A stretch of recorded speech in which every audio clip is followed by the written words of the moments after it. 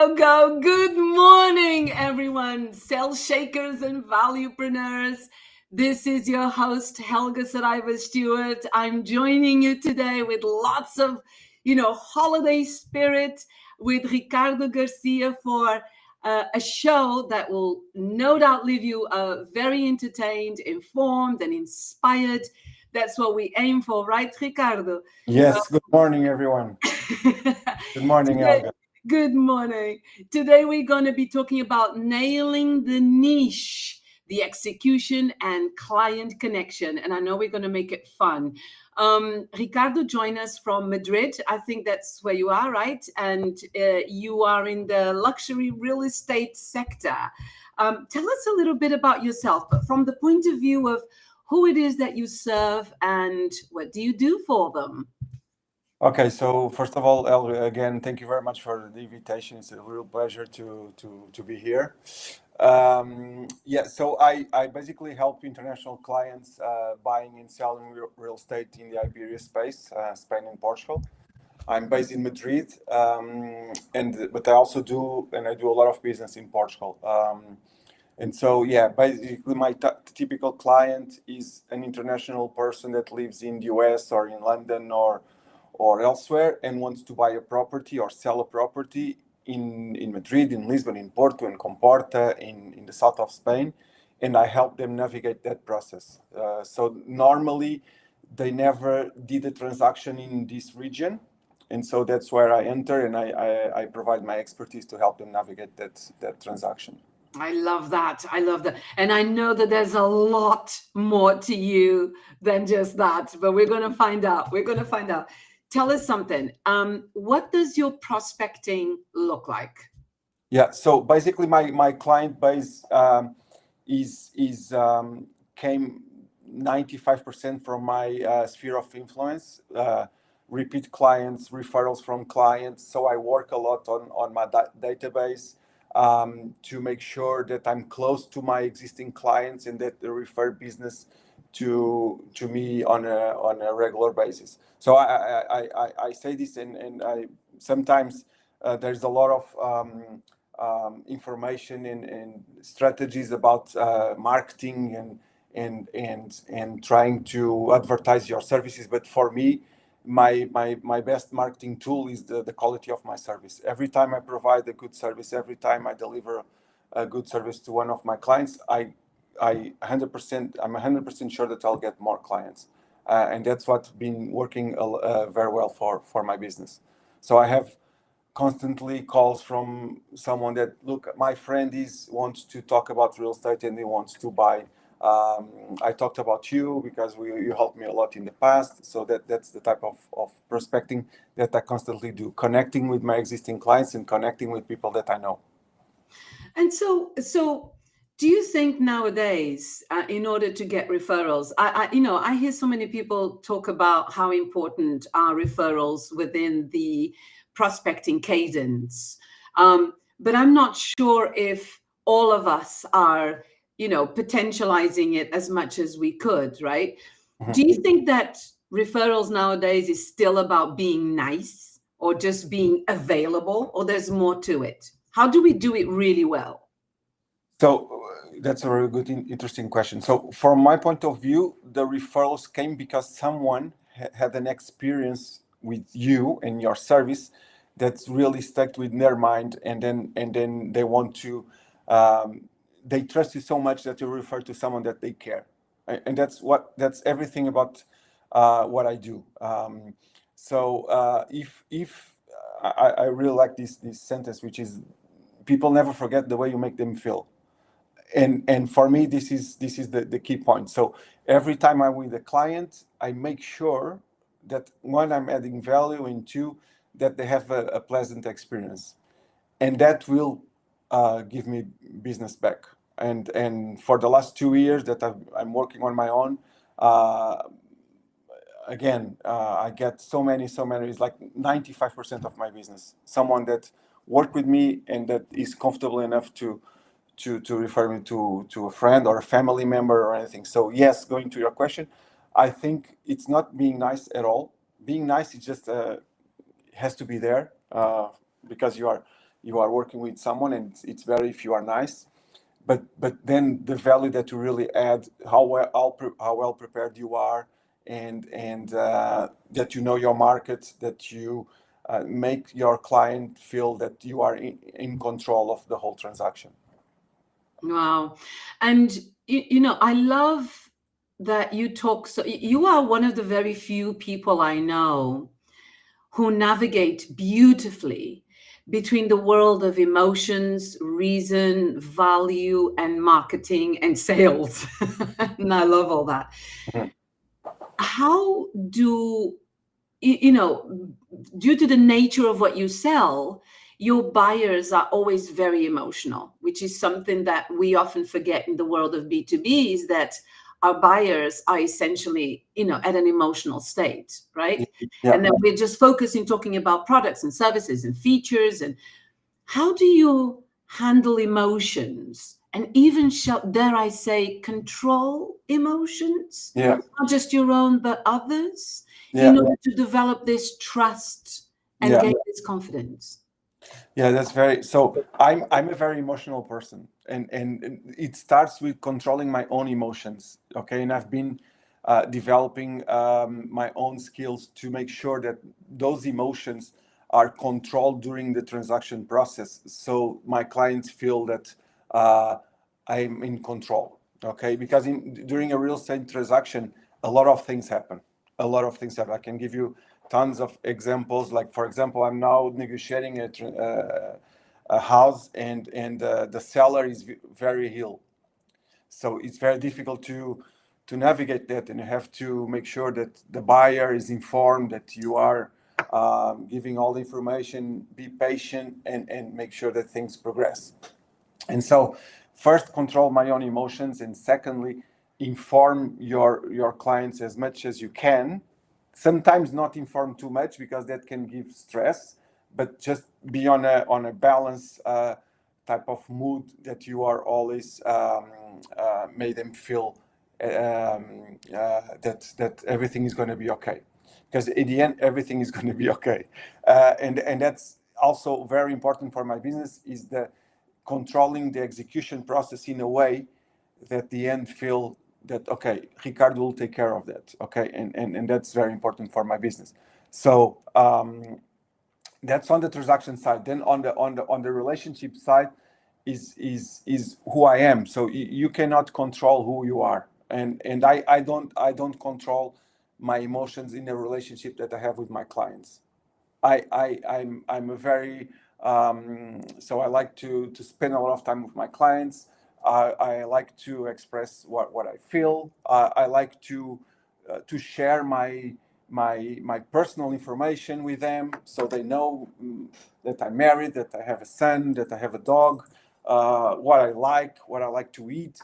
So I don't hide that at all, because I don't think that that makes people connect. What makes people connecting is that openness about who you are.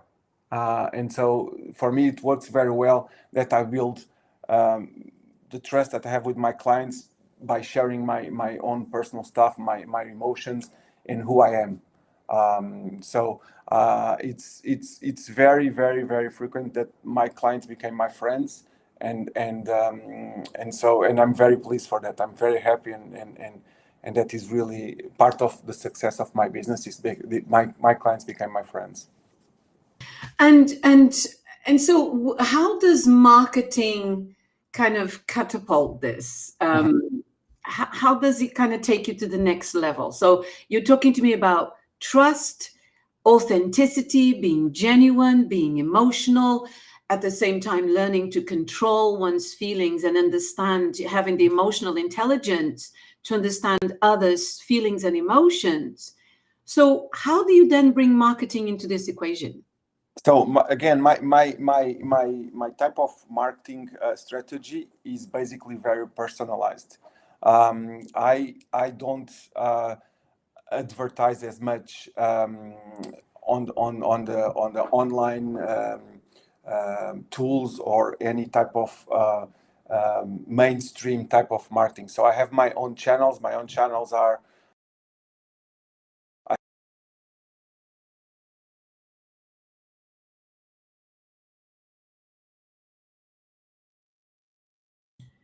So, folks, I think that we have just lost Ricardo. Ricardo will no doubt join us again. I think he's still here and I can see him. Here we go. Let's bring him back on. I'm here. I'm here. Everything's okay. Yeah, perfect. So I was We were saying, just talking about channels, and then something happened. I wasn't sure whether it was your internet or my internet, but there we go. We are back live. This is show Alright. business, guys. so I was talking about my marketing strategy. Yes. It's basically very personalized. So I try to be innovative, but I also communicate in the way that I believe it's important in my niche. So I last year, on my first year of activity on my own, I launched a magazine, the Book of RG, which is basically stories that I know and that I've been discovering during the year about Oh, places. show us again, please. That book looks amazing. Yeah. Yeah, go. So there's stories. So it's basically people that I really admire, people that I personally know, places that I have gone to eat, cities that I discovered during the year, and then you have also a portfolio of houses. So again, this is an annual magazine that is 100% investment from my point of view. There is no advertising. There is no. It's not a marketplace. It's basically the way I want to communicate with my clients. I send them. I try to more than 90% of the times to deliver the magazine face to face. So when I meet my clients, I give them the magazine. And also I was explaining that I have a weekly newsletter where I communicate with my clients. But again, that database where the newsletter is sent to is very, very, very small audience. It's not for everyone. It's not that I have thousands of contacts in my database. I have my clients and a few more prospect clients, and that's it. And my newsletter sometimes is not even showing houses. It's just telling a personal story of mine that this year I start exercising to be fit again, or that I discovered this city, or that I completed this transaction. I had this difficulty. So it's something very, very personal and personalized. So my clients understand what I'm all about. Do you know? You keep reminding me of why I love how you do this so much, because I just can't imagine AI replicating that. Yeah. Yes. Very interesting, Elk. I don't know. I saw a podcast a couple of weeks ago, the Diary of a CEO, Uh-huh. and the host was interviewing. I don't remember the name, but he was saying. So the question was asked. So if it was today, what would you invest on? And they said everything AI and everything completely the opposite to AI, the human, the personal relationship. And that's why I believe. So I believe that my business, it's this part, is a part that no tool, no computer, no AI will replace at all. And I see it as a community that will not grow very fast, but will grow in a way that one day we're all together in the Christmas dinner, enjoying, because we've been built this trust and this relationship that has been lasting for a while. And that's all my business is all about. Wow. And, you know, let me remind the folks joining us that, you know, you do manage and handle very large sums of money. I mean, this is your circle of influence and buyers and sellers are high net worth individuals, ultra high net worth individuals. So, you know, we're not talking pennies here. And I know that you have a particular relationship with the word luxury. Mm-hmm. Tell us about that. Yeah. So that's very interesting. There is a lot of noise in the market, in the real estate market, about luxury real estate. Okay, and luxury real estate is very interesting because, in fact, the majority of time you are selling and buying properties that are luxury properties. They are the high end. They are really well done properties with the highest standards of materials and craftsmanship and everything. But for me, I'm in the service, the luxury of services market. So the biggest luxury on my business is the service that I provide. The properties can be higher, lower, can be high end, can be a small apartment. It doesn't matter. The service that I provide is the real luxury that I identify in the market. Is the way my availability, how well I'm informed about the market, how well I manage the transactions, which sometimes has a lot of emotions, has a lot of pros and cons, and you have to manage all of it to make sure that the deal happens. And the clients really appreciate that. And going back to your question, I didn't answer properly. I have two types of clients. I have the clients, because normally real estate, you are either fulfilling a pleasure thing or a pain thing, because you got divorced, because your family is growing, so you have to act fast because you need a bigger house, or need two houses or whatever, or because you have enough money to have a second home, a beach home, and that is a more emotional transaction. And so for this type of these two type of transactions, if it's a more informed one, more investor type, they just need data and then make sure that I'm providing the best deal possible. For the emotional part, type of clients, it's completely different, because they can go to a house and sometimes it's even over their budget, but they feel they can buy, and they just make a move and they buy a property. Okay, so these two types of clients also have two different types of attitudes when I'm dealing with them. Okay, and so yeah, so and I have a funny story. I was telling you offline before we joined.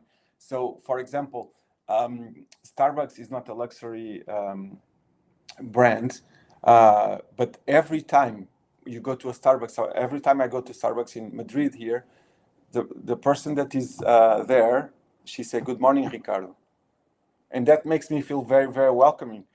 I went there last week, and I have been away for almost 2 months, and she said, "Ricardo, I haven't seen you for a while."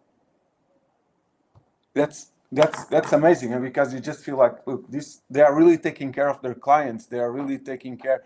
They really pay attention to what they are doing, and not just because they are serving coffee. No, coffee is part of it, but the experience that you feel when you're entering a store is really important.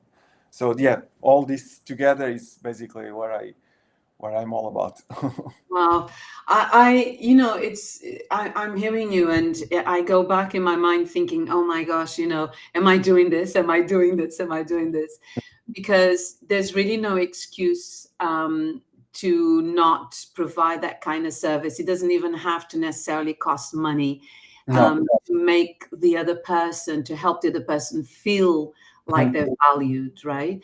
And just on this kind of frame of conversation when it comes to like customer experiences, share with us some really great stories about customer experiences, maybe where you've gone above and beyond, maybe where the customer was a little bit loopy, maybe, something funny, something crazy, something odd. So I have, first I want to share that something that I do about customer experience. So I often do, and when I say often, is almost every week on a Friday. I go to Bairro Salamanca, which is basically center of luxury real estate, if you want to call it, but also luxury brands and luxury everything. And I often spend 3-4 hours walking on the streets, entering different stores, and experience the way they treat me.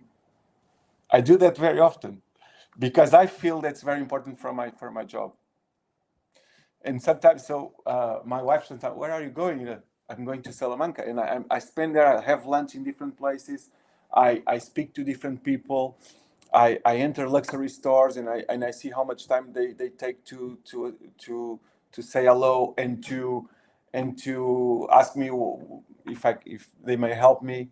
and all that helps me improve my customer experience service. Because, and again, it's very important when you go to a restaurant. You go to a restaurant, for example, you go to Je ne sais quoi in Lisbon, which is mainly the main luxury restaurant brand, and you see that how many employees they have. They have too many, but they are not too many. They just want to make sure that their clients, because their expectations are here and they still want to be surprised because they have everything, they want to make sure that they don't wait too much time, that when they ask, someone will be there and someone is taking care of their needs, not needs, but their pleasure. Okay. And so that's very important. So I can give you an example, a recent example. So I do this very often because I'm based in Madrid. I had a client recently that had an issue with the property manager, and I flew from Madrid, no transaction related, just to be with them, just to spend the day with them, having lunch with them, to make sure that they find a new property manager. I found a new property manager for them, and to be with them and give my face to see, look, I know that we've been through a painful situation here, but we're gonna overcome this. We have a new person, and they really appreciate, and they gave me amazing. Why do you come here just for this? And because it's important for you that you feel, and you are a different country, that you don't know anyone, and someone that is Portuguese, that speaks the language, that will be here with you, that make sure that you have a better experience every time you come to Portugal. So here's what I'm thinking now. I can understand why it is that you get referenced, right? Because people have felt so safe, and the level of professionalism, the service felt like luxury. The experience was seamless. Everything worked to perfection. I think people empirically understand that the world is not perfect, and and they don't expect things to be perfect. But I think our expectation is that the person that we're talking with, the seller, so to speak, are is going to be able to help us to overcome those obstacles, right? But do you have any advice? And this might be a little bit different from you, but I would love to know how your head's thinking in this space, which is talking to someone. Let's just imagine that you were talking with a potential client, and you just met them in one of your wandering walks in the Barrio Salamanca. And it's a potential client, and they've never heard of you. They have never heard of you. And you are in the business that could be commoditized. In many ways, it is commoditized, right? Not right at the top. Yes. It can be commoditized. And so do you have a way of approaching a conversation with someone like that, where that can, that's peppered with ways in which the person cannot see you as a commodity? Like, how would you talk so that the person doesn't see you as another one, as one more person in real estate? Do you have a way? Yes, that's an amazing question. So I not first speak about what you do without speaking without what you do. So I like that. That's number one. So I never start a conversation or talk to someone saying that I sell real estate. Never.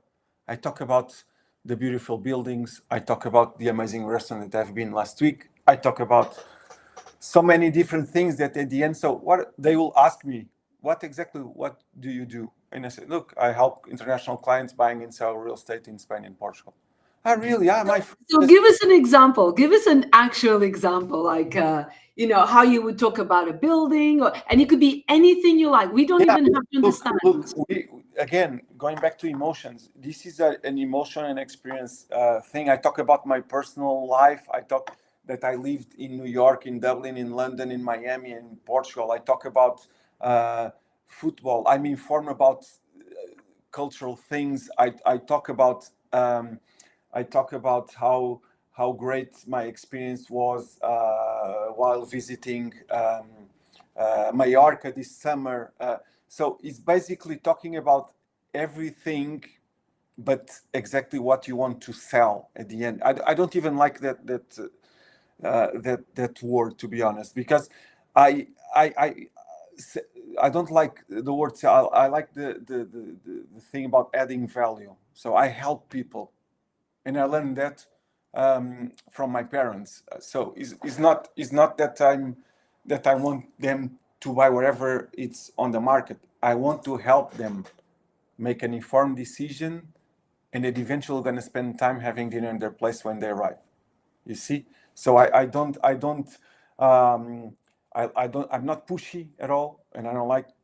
No one likes pushy. Like we're talking about the telecom people that call us all the time. They are doing their job. It's fine, but again, the way I approach my business is basically being an interesting person that people want to deal with. Okay, and not interested in any. It's just, look, really want to work with this guy. That's what I try to pass to everyone that connects with me. Okay, it's basically, okay, this guy has been all over the world. This guy has relocated a lot of times, so he understands what we've been through. He understands his business. He knows about different markets. He sold properties in Miami. He sold properties in Lisbon and Madrid. He lived in London for 8 years. So I Yeah. understand the British culture and the British humor. So all this connected makes that the conversations that I have are interesting. But more importantly, even is listening more than talking. I just want my people that I meet to talk about themselves, because that will give me so much information, so valuable information about. I don't know, you have this experience, but it's very frequent that you want to buy something and you end up buying something else. Yes. And Well, with my clients in particular, when so I had clients that I had this idea of buying a building and refurbishing everything, and then they buy something completely and in different. my head I'm already mapping things out and say, this guy is going to buy a very simple apartment in the city center because he comes here 3 times a year. He's going to enjoy the nice restaurants, and that's it. And I'm mapping out, Yeah. because understanding the client, understanding where do they live in their home country, Oh my gosh. what do they do, what do we enjoy. So I'm working with some clients now from Portugal. Oh, do you know, do you know, I can't believe our time is up. I can't believe, Sorry, I talk a lot. Ricardo, this is, y'all, please connect with Ricardo, right? On LinkedIn, Ricardo is amazing. You've only got but a taste of the wonderful human being that Ricardo is. We are going to see you live next episode. We're wishing you, shall we wish them together, Ricardo, a wonderful, wonderful holidays. How do we Thank you say very that? much again. Thank you very No, much. my pleasure, our pleasure. How do we say this in Spanish? Do you know? Happy holidays to everyone. Yeah, Feliz Navidad. Feliz Feliz Navidad. You all come join us again soon. I've been your host, Helga Saraiva Stewart, loving you throughout this time at holidays and looking forward to seeing you soon. And you too, Ricardo. Thank you so much for being an amazing guest. Thank you. Cheerio, everyone. Bye for now.